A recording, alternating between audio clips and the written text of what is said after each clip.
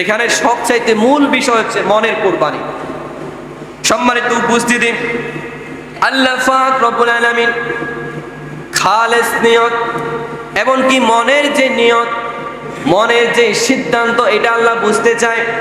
আল্লাহ এটা জানতে চায় আপনি কোন উদ্দেশ্যে কোরবানি করবেন।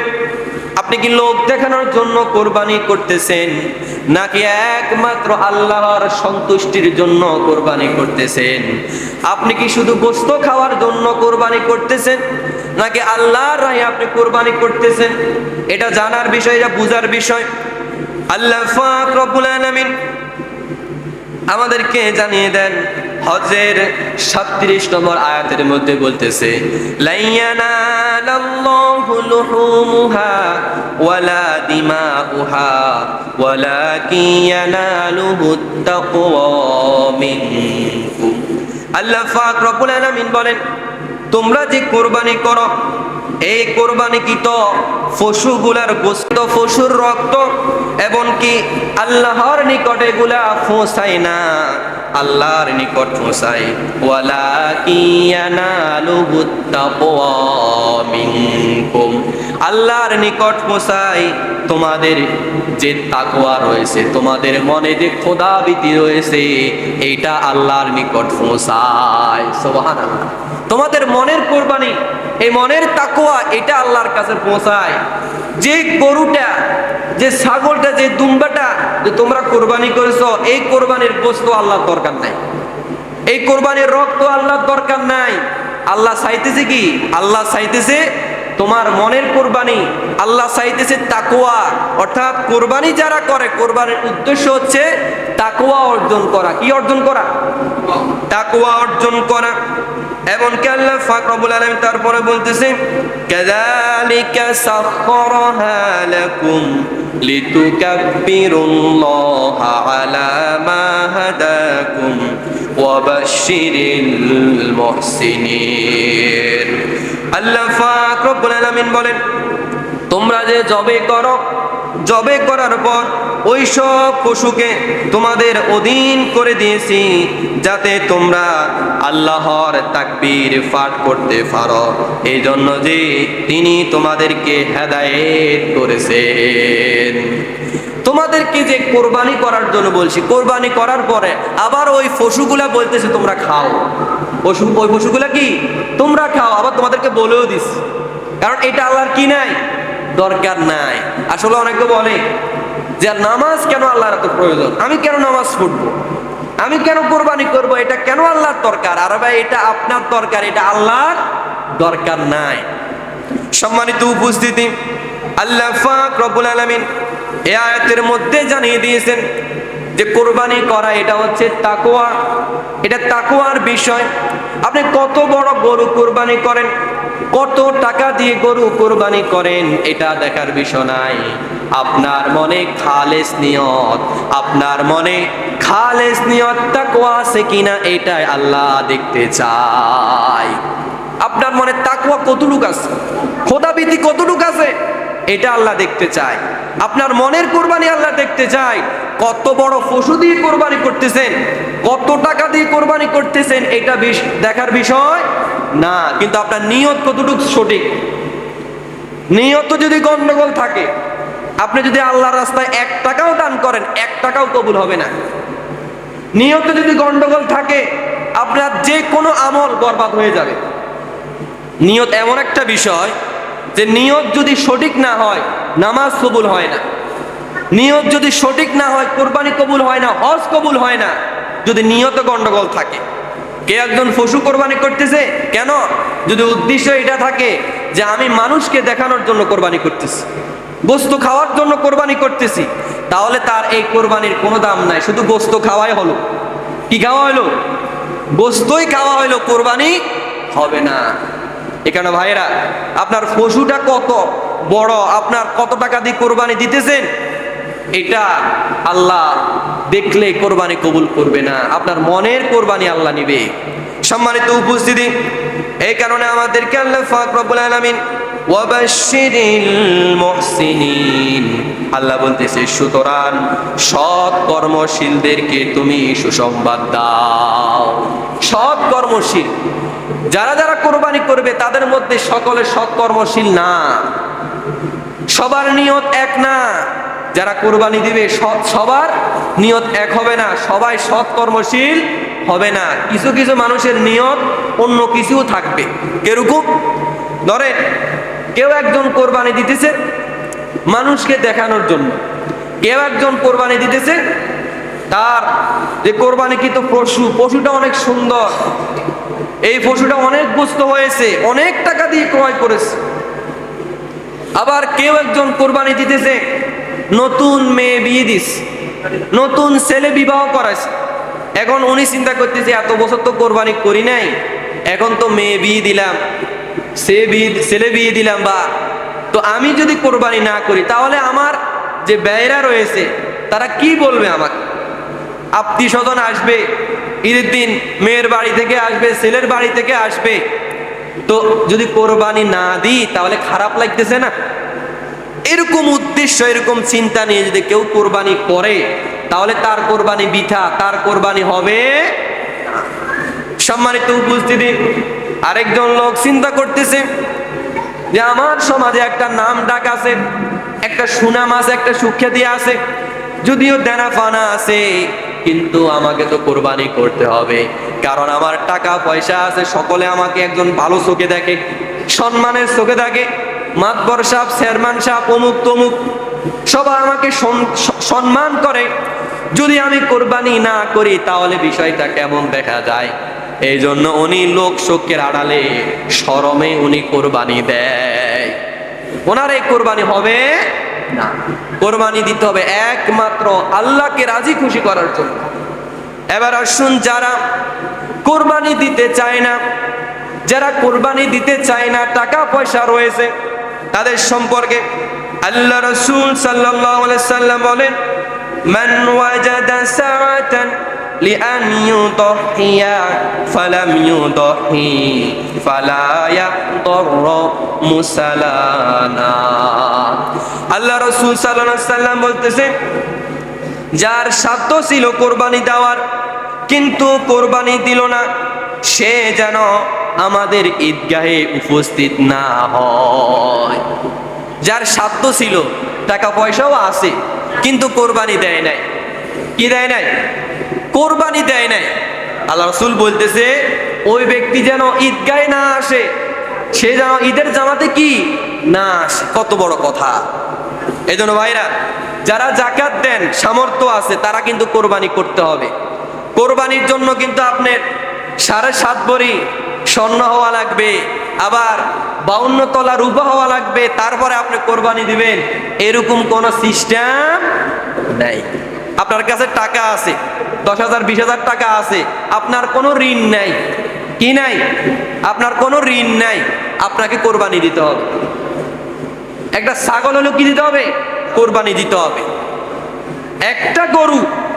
একটা গরু সম্পর্কে আল্লাহ রাসূল সাল্লাল্লাহু আলাইহি সাল্লাম বলতেছে, একটা গরু দিয়ে তোমরা 7 পরিবারে তোমরা কোরবানি দিতে পারবে। কয় পরিবার? 7 পরিবারে একটা গরু দিয়ে কি দিবে? কোরবানি দিবে। আর একটা ছাগলে একটা পরিবারে কি দিবে? কোরবানি দিতে হবে। সম্মানিত উপস্থিতি, এই কারণে ভাইয়েরা, আমাদেরকে কোরবানি দিতে হবে আল্লাহর উদ্দেশ্যে। আর যারা কোরবানি করবেন, এই কোরবানির উদ্দেশ্য একমাত্র তবে আল্লাহকে রাজি খুশি, আল্লাহকে রাজি খুশি করার জন্য যদি আপনি কোরবানি দেন তাহলে এই কোরবানি আল্লাহর দরবারে কবুল হবে। আর যদি আপনি মানুষকে দেখানোর জন্য যদি কোরবানি দেন তাহলে আপনার কোরবানি কবুল হবে না। আপনার সাধ্য আছে, সামর্থ্য আছে, আপনাকে কোরবানি দিতে হবে। এটার জন্য অন্য কোনো মাসলা খাটবে না ভাই। এই কোরবানি আপনার সামর্থ্য আছে, সাধ্য আছে, আপনাকে কোরবানি দিতে হবে। সম্মানিত উপস্থিতি, এই কোরবানি যারা করবেন তাদের সম্পর্কে আল্লাহ রাসূল সাল্লাল্লাহু আলাইহি সাল্লাম যে ফর্মুলা দিয়েছেন, যে আপনি যে কোরবানি দিবেন, কোরবানির ক্ষেত্রে আপনি যে পশু ক্রয় করবেন, সুন্দর দেখে, ভালো দেখে এই পশু আপনি ক্রয় করতে হবে। সুন্দর দেখে, ভালো দেখে আপনি পশু ক্রয় করেন। মানে যে পশুটা কোরবানি দিবেন, আপনি খাবেন যেন আপনার রুচিতে না বাদে, যেন দেখতে খারাপ লাগে, আবার শিং যেন ভাঙা না হয়, আবার যেন খোড়া না হয়। ল্যাংড়া ল্যাংড়া পশু, খোড়া পশু, দাঁত ভাঙ্গা, এগুলা দিলে কোরবানি কি হবে না? কবুল হবে না। এগুলো কিন্তু জানার বিষয়। অনেকে দুর্বল একটা পশু কিনে নেয়, এতে কি হয়েছে, কোরবানি তো কোরবানি দিয়ে দিলাম। আপনি কিন্তু পশু ক্রয়ের সময় সন্ধ্যের দেখে, তাজা দেখে, হাঁটায় চলায় দেখবেন। হাঁটায় চলায় কি দেখবেন, হাঁটতে পারে কিনা, পায়ে সমস্যা আছে কিনা, দাঁত দেখবেন। তারপরে যে শিং আছে, শিংগুলা দেখবেন এগুলা ভাঙ্গা আছে কিনা। যদি ভাঙ্গা হয় আপনার কোরবানি লস। বুঝা গেছে? এখানে কোরবানি যারা পশু ক্রয় করবেন, তো সময় আছে, এখন থেকে হাট শুরু হয়ে গেছে। তো ওই কোরবানির পশু দেখার সময় এগুলো একটু দেখবেন। আর এত বড়, একবারে বড় দেখে কোরবানি দিতে হবে, বড় গরু কিনতে হবে, বিষয়টা এমন না। ছোট হোক কিন্তু যেন গরুটা ভালো হয়, সুন্দর হয়, যেন ভালো হয়, এটা আপনি দেখে কিনবেন। আমাদের সমাজে যারা নামাজি বা ফরহেজগার দেখবেন, এরা কোরবানি দিতে এত বড়, একবারে সুস্থবান, একবারে প্রভাবশালী, বেশি টাকাওয়ালা এরকম বড় গরু কিনে না।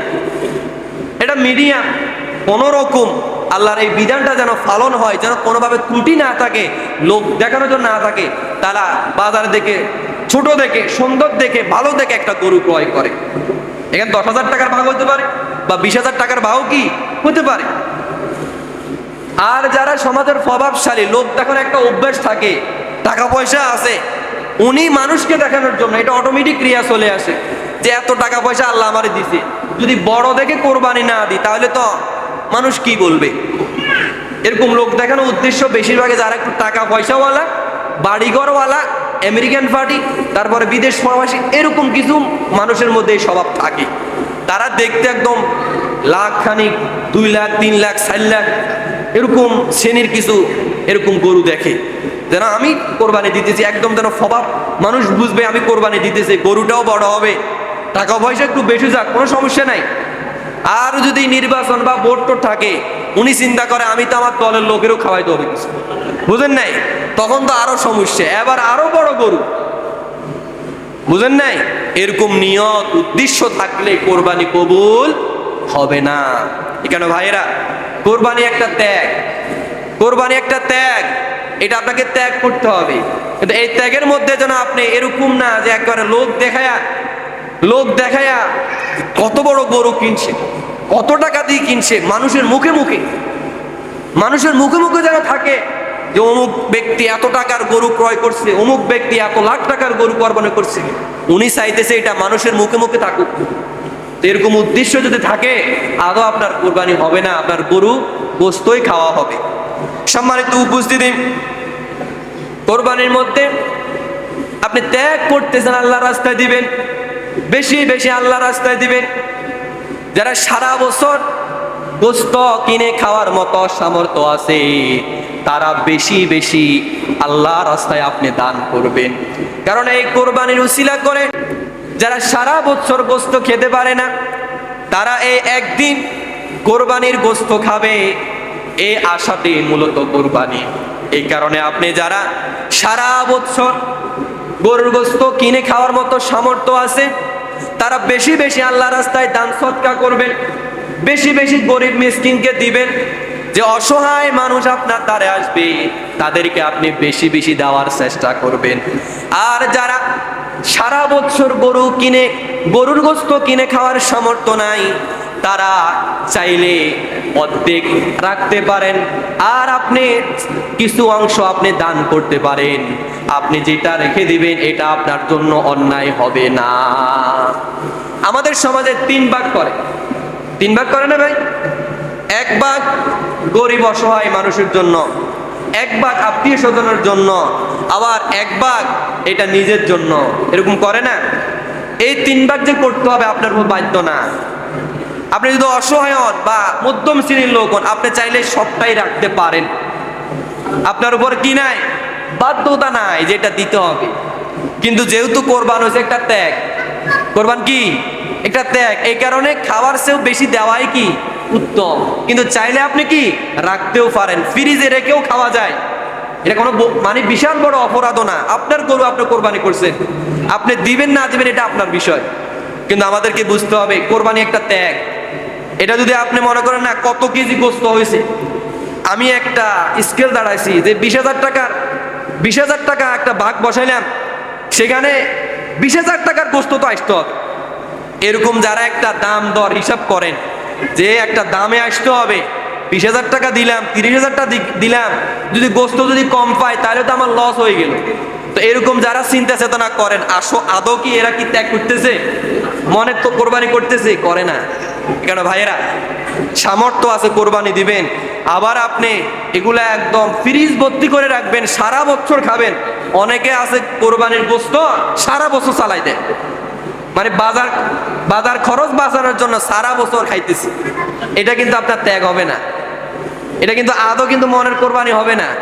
এখানে ভাইয়েরা, সামর্থ্য আছে, আপনি রাখতে পারেন, আবার আপনি দিতেও পারেন, কিন্তু দেওয়াটাই কিন্তু উত্তম। যেহেতু একটা কোরবানি, আপনার উসিলায় একটা পরিবার 2-3 দিন গরু গোস্ত খেতে পারতেছে, একটা অসহায় দরিদ্র ফ্যামিলি খাইতেছে।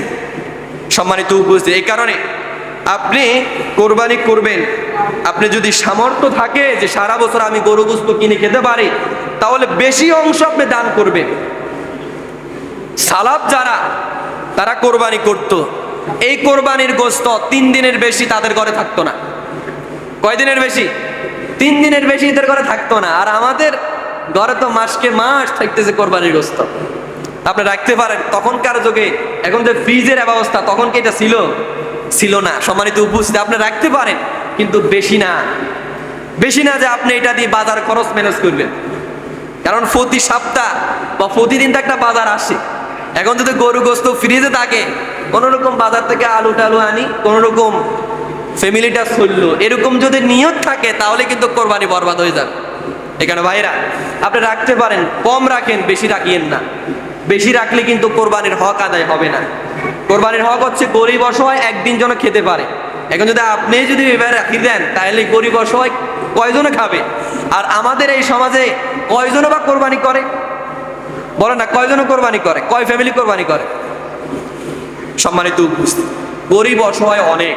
এই কারণে আমরা চাইবো, আমরা কিছু সংখ্যক রেখে বাকি অংশ আমরা গরিব অসহায়দেরকে আমরা দান করার। তাতে আপনার মনের কোরবানি হবে। আপনি দিতে চাইবেন না, মনে বাধা দিবে, কিন্তু তারপরও দিয়ে দিচ্ছেন, এটাই মনের কোরবানি। এটা কিসের কোরবানি? মনের কোরবানি। আসলে দান সৎকার বিষয়টা এরকম, আপনার মনে চায় না যে আমি বেশি করে টাকা দিই, কিন্তু আপনি দিতেছেন, মনে কষ্ট লাগতেছে, এটাই মনের কি? কোরবানি। সম্মানিত উপস্থিতি, এই কারণে আমরা দান সৎকা করব। কোরবানি ক্ষেত্রে আমরা বেশি বেশি দেওয়ার চেষ্টা করব। আল্লাহ যদি চাইতেন যে না, তোমরা যে কোরবানি করছো এটা তোমাদের জন্য না, এটা গরিব অসহায়দের জন্য, বলো তো দেখি, তাহলে কি আমাদের সমাজে কোরবানিকারী সংখ্যা কমতো না বাড়তো? বলেন, কমতো না ভাই? এত টাকা দিয়ে আমি কোরবানি করতেছি, আল্লাহ বলতেছে না এটা খাওয়া যাইতো না, এটা দান করি দাও। অনেক সময় আমরা নিয়ত করি যে আমি একটা পশু আল্লাহর রাস্তায় দান করে দেব, বা লিল্লা বোর্ডিং এ আমি দান করে দিয়েছি। বলুন তো দেখি, যারা এভাবে নিয়ত করে দান করে দেয়, ওই ব্যক্তি কি আর খেতে পারে? বলে না, খেতে পারে? খেতে পারে না, কারণ এটা আল্লাহর রাস্তায় দিয়ে দেওয়া হয়েছে, সেখান থেকে সে খাইতে পারে না। তা আল্লাহ যদি বলতো যে না, তুমি কোরবানি করেছ, যাও, তুমি এই কোরবানির পশু তুমি খেতে পারত না, তাহলে কে খাবে? এটা খাবে অসহায় দরিদ্র। তাহলে আমাদের সমাজে অনেক লোক দেখানো, যারা কোরবানি দিয়ে এভাবে ফ্রিজ ভর্তি করে রাখে, এরকম লোকের সংখ্যা কমে যেত। এখন একটা খায়েশ আছে যে কোরবানি করে আমি পশুর গোস্ত রাখতেছি, ফ্রিজ ভর্তি করতেছি, বাজার কমতেছে, এই কারণে অনেকেই বাধ্য হয়ে বা কোরবানি দিতেছে। সম্মানিত উপস্থিতি, এই কারণে আমরা যারা ভালো অবস্থানে আছে, আমরা বেশি বেশি আমরা দান করার চেষ্টা করব। আর বাকিটুকু আমি রাখতে পারি, আমার পরিবার আছে, আমার ছেলে মেয়ে আছে, আমার প্রতিবেশী আছে, তাদেরকেও দিব। তারপরে আমার যারা আত্মীয় স্বজন আছে তাদেরকেও দিব, তাদেরও একটা হক আছে। সবাইকে ম্যানেজ করে আমরা নিজেরা আমাদের সাধ্যমতো রাখবো, খাবো।